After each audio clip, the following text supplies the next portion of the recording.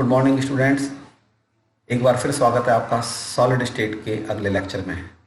आज हम आपको एनसीईआरटी के इन टेक्स्ट क्वेश्चंस के सॉल्यूशंस और एक्सप्लेनेशन आपके सामने कराएंगे। हम प्रत्येक पेज वाइज एनसीईआरटी के इन टेक्स्ट क्वेश्चंस को लेंगे और उसके आंसर्स आपको कराएंगे। आप सब तैयार हैं? पहला प्रश्न पेज नंबर 4 पर, ठोस कठोर क्यों होते हैं? आप जानते हैं कि ठोस के अवयवी कणों की स्थितियां निश्चित होती हैं, अतः ठोस कठोर होते हैं। अगला प्रश्न है आपके पास, ठोसों का आयतन निश्चित क्यों होता है? ठोस के अवयवी कण निविड़ संकुलित होते हैं और उनके बीच बहुत ही कम रिक्त स्थान होता है।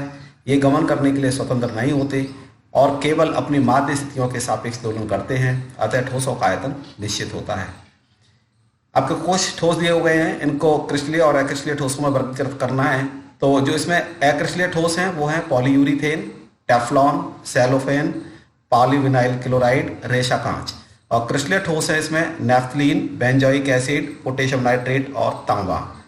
कांच को अतिशीतित द्रव क्यों माना जाता है? द्रवों के सदृश कांच जो कि अक्रिस्टलीय ठोस होते हैं, इसमें बहुत धीरे धीरे प्रवाह की प्रवृत्ति होती है और इसका गलनांक निश्चित नहीं होता। इसी कारण कांच को अतिशीतित द्रव माना जाता है। अगला प्रश्न है 1.5 एनसीईआरटी के पेज नंबर 4 पर कि एक ठोस के अपवर्तनांक का सभी दिशाओं में समान मान प्रेक्षित होता है। इस ठोस की प्रकृति पर टिप्पणी कीजिए, क्या यह विदलन गुण प्रदर्शित करेगा? इसका उत्तर होगा अपवर्तनांक का सभी दिशाओं में समान होना अक्रिस्टलीय ठोसों का एक अभिलक्षण गुणधर्म होता है और इसकी प्रकृति आइसोट्रोपिक होती है। विदलन गुण, अक्रिस्टलीय ठोस को तेज धार वाले हथियार से काटने पर यह अनियमित सतहों वाले दो टुकड़ों में कट जाते हैं, क्योंकि इनमें अणु अथवा परमाणु अनियमित रूप से व्यवस्थित रहते हैं। अगला प्रश्न है पेज नंबर 7 पर, उपस्थित अंतर आणविक बलों की प्रकृति के आधार पर निम्नलिखित ठोसों को विभिन्न वर्गों में वर्गीकृत करना है। तो इसमें जो आंसर होगा, आयनिक ठोस है पोटेशियम सल्फेट और जिंक सल्फाइड, सहसंयोजक या नेटवर्क ठोस होते हैं ग्रेफाइट और सिलिकॉन कार्बाइड, आणविक ठोस जो अध्रुवीय प्रकृति के होते हैं बेंजीन और आर्गन, आणविक ठोस जो ध्रुवीय प्रकृति के होते हैं यूरिया, धात्विक ठोस है इसमें रुबिडियम और टिन, हाइड्रोजन आवंधित आणविक ठोस होते हैं अमोनिया और जल। अगला प्रश्न 1.7, ठोस ए अत्यधिक कठोर और ठोस एवं गलित दोनों अवस्थाओं में विद्युत रोधी है और अत्यंत उच्च ताप पर पिघलता है। यह किस प्रकार का ठोस है? क्योंकि इसमें एक अभिलक्षण गुण दे रखा है कि यह सहसंयोजक ठोस और नेटवर्क ठोस है। तो ये जैसे ग्रेफाइट, सिलिकॉन कार्बाइड और हीरा होते हैं जो ठोस और गलित दोनों अवस्थाओं में विद्युत रोधी होते हैं।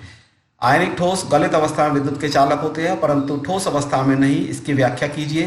तो आप जानते हैं कि ठोस अवस्था में आयनिक ठोसों के अवयवी कण प्रबल स्थिर वैद्युत बलों से बंधे होते हैं, जिसके कारण आयन गमन के लिए स्वतंत्र नहीं होते हैं। परंतु गलित अवस्था में अथवा जल में घोलने पर आयनिक ठोस के आयन गमन के लिए मुक्त हो जाते हैं। इसलिए आयनिक ठोस गलित अवस्था में अथवा जलीय विलयन में ये विद्युत का संचालन करते हैं। अगला प्रश्न है, किस प्रकार के ठोस विद्युत चालक, आघात वर्धनीय और तन्य होते हैं? जैसा आप जानते हैं कि धात्विक ठोस के उदाहरण ये लक्षण होते हैं कि ये विद्युत के चालक भी होते हैं, आघात वर्धनीय भी होते हैं और तन्य होते हैं। जैसे लोहा है, कॉपर है, गोल्ड है, इस तरह के हैं। अगला प्रश्न बहुत सिंपल सा, जालक बिंदु से क्या समझते हैं? एक क्रिस्टल के अवयवी कणों के त्रिविमीय व्यवस्था का आरेखन क्रिस्टल जालक कहलाता है। इस जालक में क्रिस्टल के प्रत्येक अवयवी कण को एक बिंदु के द्वारा दर्शाया जाता है, जिसे जालक बिंदु कहते हैं। अगला प्रश्न, एकक कोष्ठका के पैरामीटर्स बताने हैं। आप जानते हैं इसमें 6 पैरामीटर होते हैं, जिसमें कि 3 भुजाएं ABC हैं और 3 कोण अल्फा, बीटा और गामा होते हैं। अगला प्रश्न है 1.12, षटकोणीय और एक नताक्ष एकक कोष्ठका में विभेद कीजिए। तो आप जानते हैं कि जो षटकोणीय और एक नताक्ष जो कोशिका होती हैं, उनमें जो अक्षीय दूरियां होती है, षटकोणियों में 2 भुजाएं बराबर तीसरे के नहीं होती है, जबकि एक नताक्ष में 3 भुजाएं बराबर नहीं होती हैं।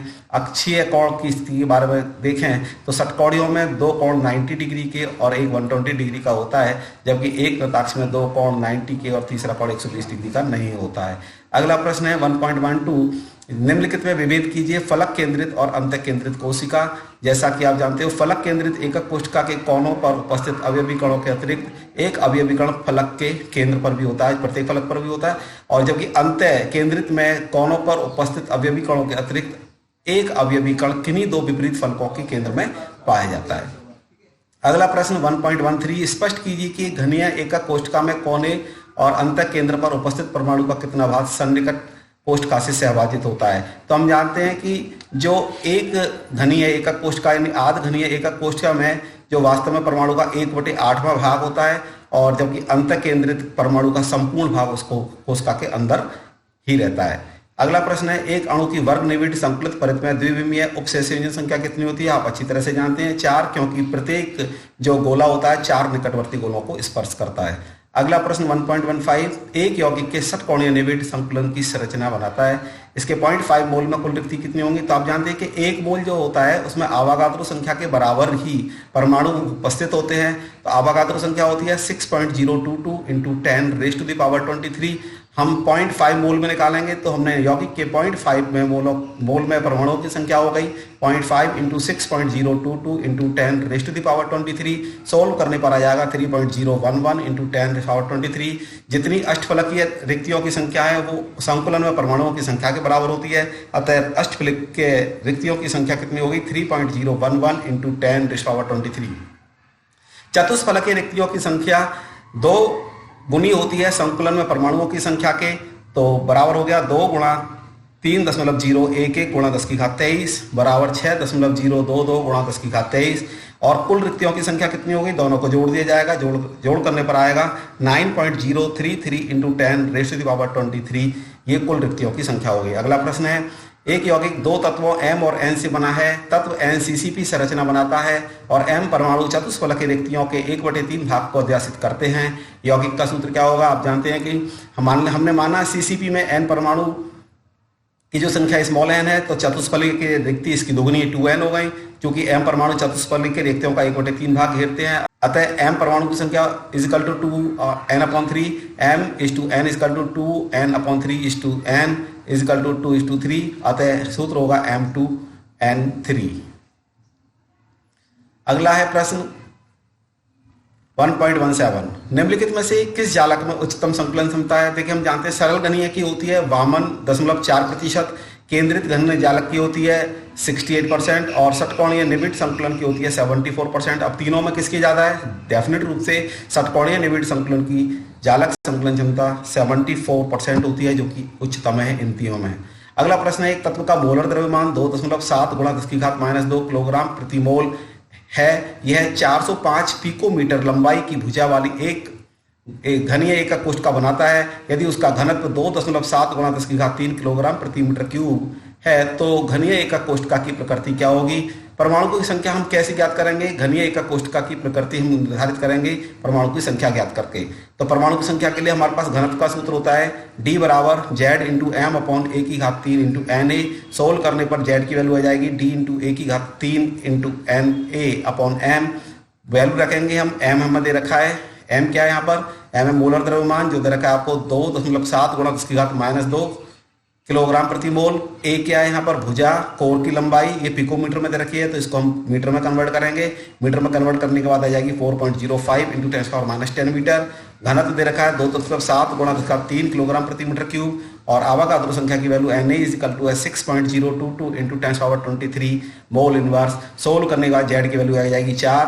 हम जानते हैं कि घनीय एकक कोष्ठका में परमाणु की संख्या कितनी है? 4 है। तो ये किसके लिए है? या तो CCP के लिए है या फलक केंद्रित संरचना के लिए है। अगला प्रश्न, जब एक ठोस को गर्म किया जाता है तो किस प्रकार का दोष उत्पन्न करता है और कौन से भौतिक गुण प्रभावित होते हैं इससे? जब ठोस को गर्म करते हैं तो जालक का कुल स्थान रिक्त हो जाता है, जिसके कारण उत्पन्न दोष को रिक्त का दोष कहा जाता है। रिक्त का दोष क्रिस्टल के घनत्व को कम कर देता है। निम्नलिखित में किस प्रकार का स्टाइक्योमेट्रिक दोष है? ZNS जिंक सल्फाइड ये फ्रैंकल दोष दर्शाता है। AgBr ये फ्रैंकल और शॉर्ट की दोनों प्रकार के दोषों को दर्शाता है। अगला प्रश्न है, समझाइए कि उच्च संयोजी धनायन को अशुद्धि की तरह मिलाने पर आयनिक ठोस में रिक्तकाएं किस प्रकार प्रविष्ट होती हैं?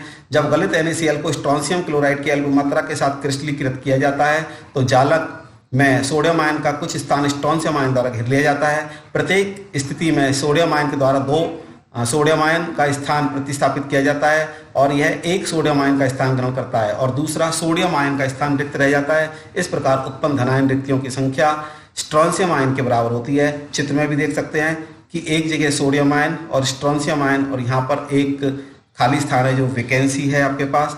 अगला प्रश्न है, जिन आयनिक ठोसों में धातु आधिक्य दोष के कारण ऋण आयनिक रिक्तता होती है वे रंगीन होते हैं। इसे उपयुक्त इस उदाहरण की सहायता से समझाइए। जितने भी क्षारिक के हैलाइड होते हैं उनमें सामान्यतः ये विशेषता पाई जाती है कि वे रासायनिक रिक्तता के कारण धातु आदि के दोष दर्शाते हैं, जैसे NaCl, KCl, LiCl, इस तरह के एग्जाम्पल हैं। हमने मान लिया कि NaCl के क्रिस्टल को सोडियम वाष्प में हम गर्म करते हैं तो कुछ क्लोराइड आयन जालक से बाहर निकल जाते हैं और सोडियम परमाणुओं के साथ जोड़कर NaCl बना देते हैं। इस प्रक्रिया में सोडियम आयन बनाने के लिए सोडियम परमाणु एक इलेक्ट्रॉन निकल जाता है। इस प्रकार निर्मुक्त इलेक्ट्रॉन विसरित होकर क्रिस्टल के ऋणायनिक स्थान को घेर लेते हैं। परिणाम स्वरूप क्रिस्टल में सोडियम आयन का आधिक्य हो जाता है, जिसे धातु आधिक्य दोष कहा जाता है। इस दोष के कारण उत्पन्न अयुग्मित इलेक्ट्रॉन द्वारा भरी ऋणायनिक रिक्तताओं को एप सेंटर कहा जाता है। चित्र में देख सकते हैं, ऊपर चित्र दिखाया है कॉर्नर पर, इसमें बीच में जो ई इलेक्ट्रॉन दिखाया है रेड कलर से, इससे हमने ये एप केंद्र है यानी एप सेंटर है। ये अयुग्मित इलेक्ट्रॉन दृश्य प्रकाश की ऊर्जा को अवशोषित करके उत्तेजित होने के कारण क्रिस्टल को पीला रंग प्रदान करते हैं। इसी प्रकार ऋणायनिक रिक्तता के कारण धातु आधिक्य दोष होने के कारण लिथियम क्लोराइड क्रिस्टल को गुलाबी बनाता है और पोटेशियम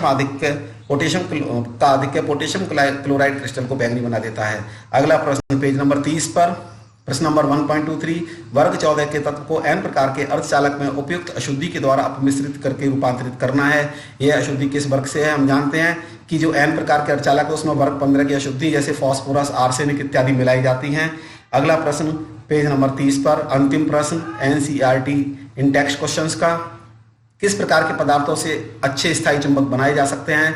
लोहे चुंबकीय अथवा फेरी चुंबकीय? अपने उत्तर का औचित्य बताइए। जैसे कि हम जानते हैं कि जितने भी लोहे चुंबकीय पदार्थ हैं वो स्थायी चुंबक के लिए ज़्यादा सूटेबल होते हैं, जिनमें लोहा, कोबाल्ट, निकेल, गैडोलिनियम इत्यादि। तो इसमें होता क्या है, इनमें एक स्थायी डोमेन होता है और उस डोमेन के कारण क्या होता है कि ये जो पदार्थ है स्थायी चुंबकत्व का गुण है।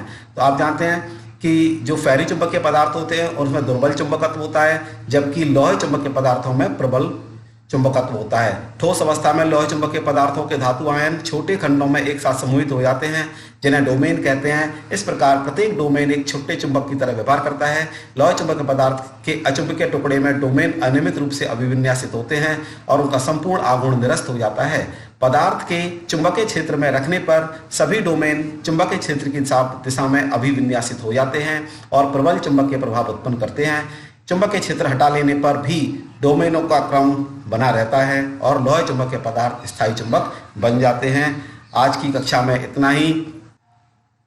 घर पर रहिए, सुरक्षित रहिए। धन्यवाद।